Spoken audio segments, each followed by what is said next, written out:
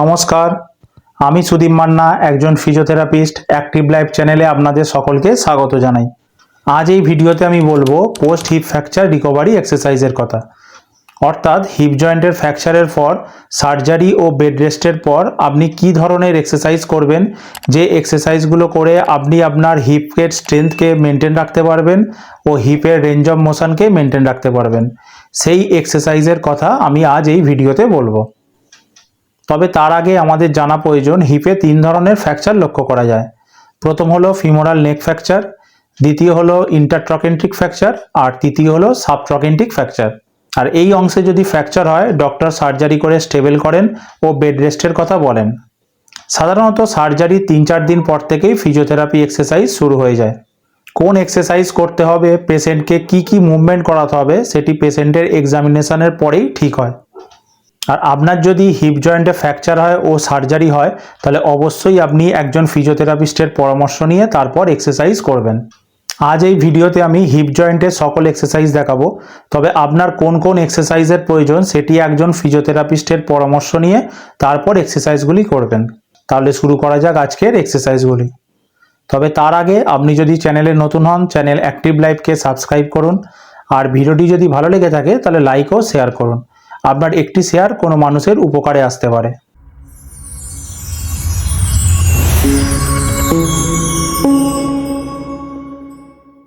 হিপের fracture বা সার্জারির পর যখন আমরা বেড রেস্টে থাকি তখন মাসেল ধীরে ধীরে ওয়েস্ট হতে শুরু করে।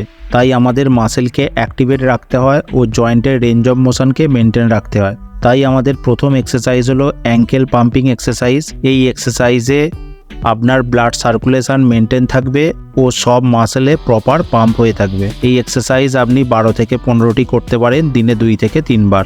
আমাদের নেক্সট এক্সারসাইজ হলো স্ট্রেট লেগ রেজ। এই এক্সারসাইজ আমাদের হাঁটুর মাংসপেশি, হিপের মাংসপেশি ও লোয়ার ব্যাকের মাংসপেশিকে অ্যাক্টিভেট করে থাকে।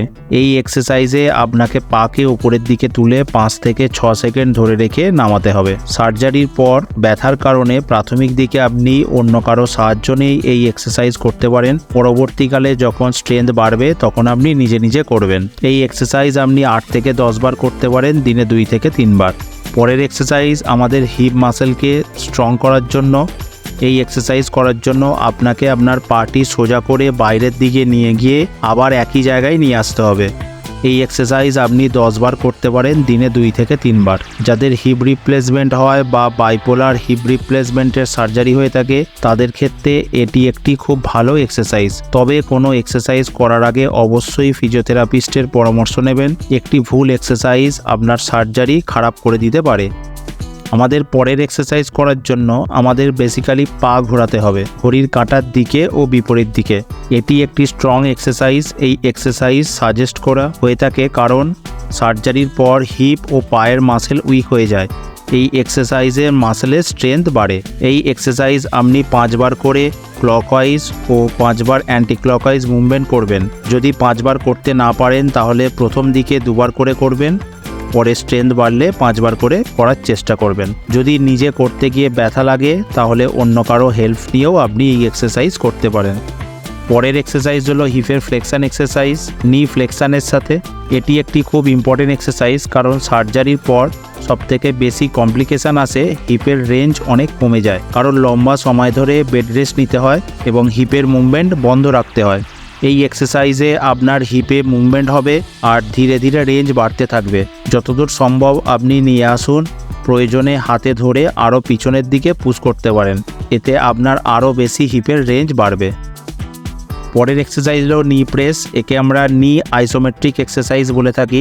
এই এক্সারসাইজ করানো হয় কারণ সার্জারির পর হাঁটুর মাংসপেশি উইক হয়ে যায়। বেসিক্যালি আমাদের হিপকে সাপোর্ট করে থাকে কোয়াড্রিসেপ ও হ্যামস্ট্রিং মাসেল, তাই এই মাসেলের স্ট্রেংথ বাড়ানো অবশ্যই প্রয়োজন।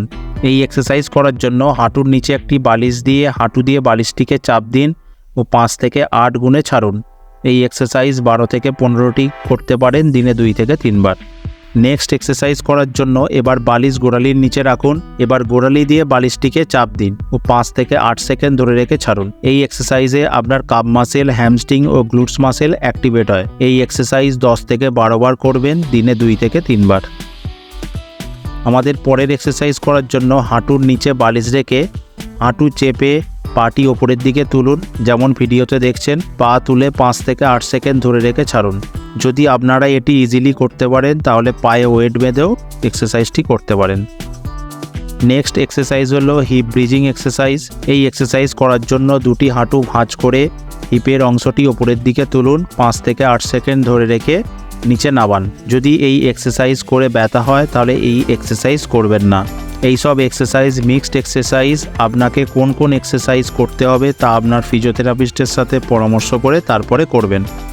পরের এক্সারসাইজ করার জন্য দুটি হাঁটু ভাঁজ করে তার মাঝে একটি বালিশ রাখুন। এবার 2 পা দিয়ে বালিশটিকে চাপুন ও 5 থেকে 8 সেকেন্ড ধরে রেখে ছাড়ুন। মনে রাখবেন, আজ যে এক্সারসাইজগুলো দেখানো হয়েছে তা করবেন যদি আপনার ফিমারে কোনো ফ্র্যাকচার হয়। যদি হিপ রিপ্লেসমেন্টের মতো বড় সার্জারি হয় সেক্ষেত্রে আপনি ফিজিওথেরাপিস্টের পরামর্শ ছাড়া এক্সারসাইজ করবেন না।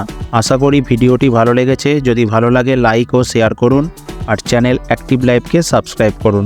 তাহলে দেখা হচ্ছে পরের ভিডিওয়। সুস্থ থাকবেন, ভালো থাকবেন।